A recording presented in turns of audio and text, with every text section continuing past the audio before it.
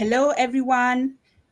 Hello, I'd like to welcome you to this Vuka show this afternoon, this morning, wherever you're joining us from. My name is Joyce Nganga, Senior Policy Advisor with Waki Health. And this Vuka show is brought to you by Waki Health and Path in partnership with our guests from South Sudan, Dr. Emmanuel Ojwang, who I will be welcoming in a few minutes. Today's theme for our VUCA show is on the big catch-up, and the big catch-up is an extended effort to lift the vaccination levels among children to at least pre-pandemic levels and aims to ensure stronger primary healthcare services for essential immunization in the future. There is a report that was launched April 24th this year by World Health Organization, WHO, UNICEF, Gavi, the Vaccine Alliance, the Bill and the Melinda Gates Foundation, along with Immunization Agenda 2030 and many other global and national partners. The Big Catch-Up is a targeted global effort to boost vaccination among children following declines which were driven by the COVID-19 pandemic. We would like to break down this, the Big Catch-Up conversation with you as our guests, with our guest, Dr. Emmanuel Ojwang, but also with you joining us from different places on YouTube, on Facebook. So engage with us on the studio, share your questions, your comments. I'll be sure to interact and engage and answer all your questions, plus give a shout out to all of you who are watching us this morning or this afternoon. So allow me to introduce my guest, Dr. Emmanuel Ojwang, who is a medical doctor, has over 12 years of experience working as a senior health manager and public health expert within the health sector in South Sudan and also in Kenya. Dr. Ojwang serves as a member of the Strategic Advisory Group of the Health Cluster, which brings together different UN agencies, national and international NGOs, donors, government actors to work together to support the provision of essential emergency health services to the affected communities.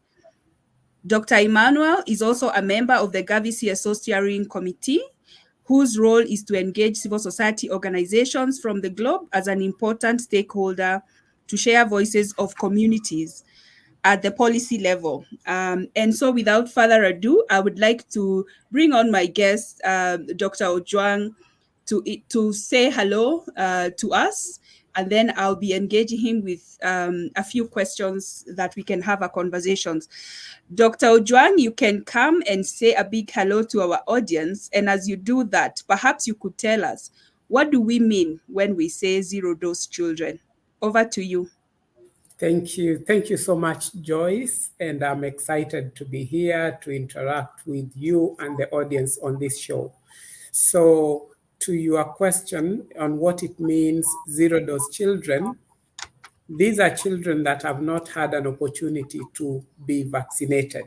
So they are either children that are, in conflict areas or in areas that cannot be reached, or even some of them can be found in urban areas where they, for one reason or the other, they've not been vaccinated. They've missed out on vaccination. Thank you. Thank you so much for that explanation. So moving on, we know that the current evidence is showing us that because of COVID-19, actually we missed so many children. I think the latest evidence is showing 67 million children who missed on routine immunization. And the backsliding happened because of the COVID interruptions with the health services, and which even beyond COVID-19, we have seen disruptions in the health, within the health sector. And this is making children still miss out. And we know that vaccines protect families, communities, and all of us. And we know that the outbreaks can cross beyond borders. So it's a concern for us and everybody, and we should all be working towards ensuring that the children are immunized. Perhaps in your experience, working in this sector with a lot of experience, many years of experience, you could share with us a reflection perhaps of some of the factors that are making us still miss children Why are we still having zero dose children within our communities? What are some of the challenges and barriers to access immunization? Yeah, thank you so much, Joyce, for that question. There are many reasons why we continue to have zero-dose children. And as you understand, zero-dose children are found in various contexts in Africa and beyond. And when you break down the reasons for the zero-dose children, they vary by context. But in our context, one of the main reasons is people that cannot be reached. I mentioned earlier the issues to do with conflict or insecurity. So you find that where there is conflict or insecurity, then mothers, because we know that most of the caretakers, over 90% actually mothers to these children. So because of this, they are not able to go to the facilities and take their children. We also know that in most of our contexts, the health facilities are few and far between. So in some of the areas, mothers have to walk for very long distances. And because they are not economically empowered, to be able to take transport, to pay for transport, then you find that they cannot afford it.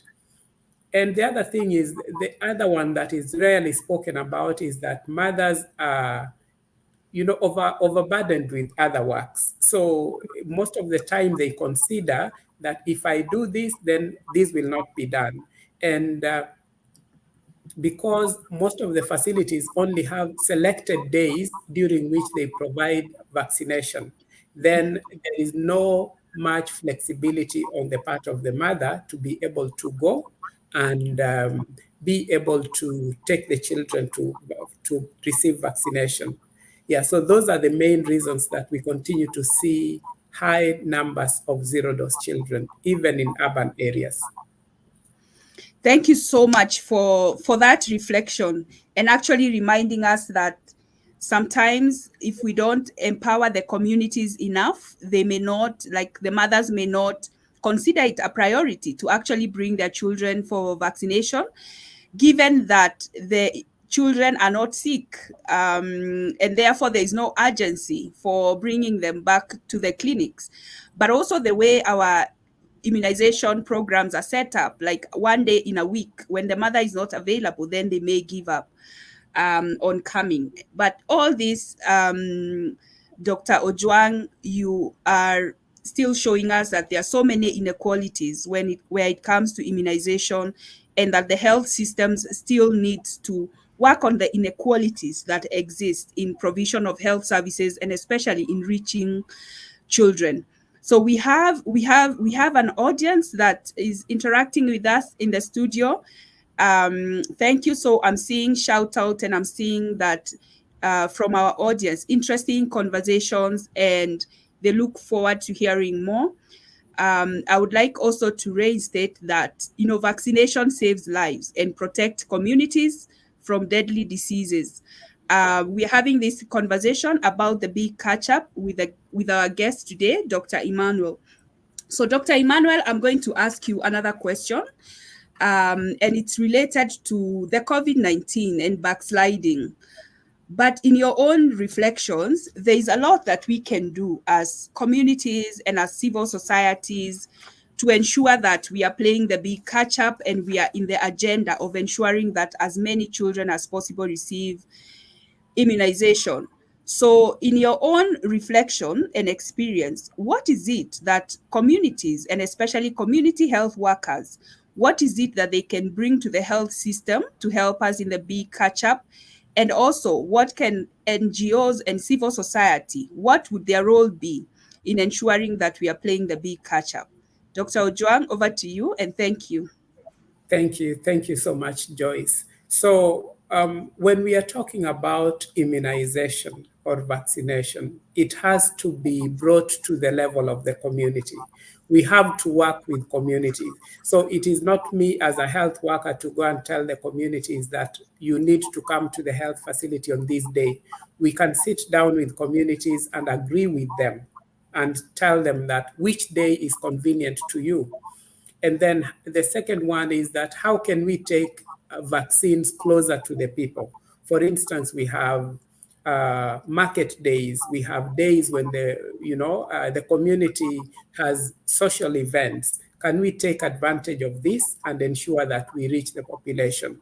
Going to the issue of community health workers, they are critical in improving the vaccination levels. One, because community health workers act as gatekeepers in most of the places, in most of the villages, the areas that we work. They are trusted by the community. They've been working there for a long time, and they know what, they can explain and answer questions.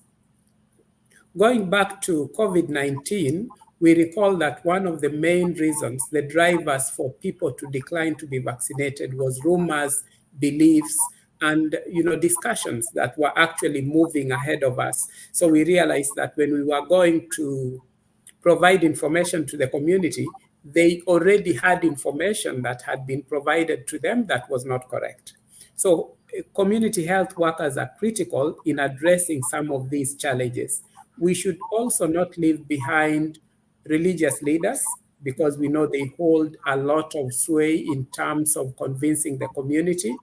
We have women leaders, because going back to COVID again, we noticed that women were affected differently from men.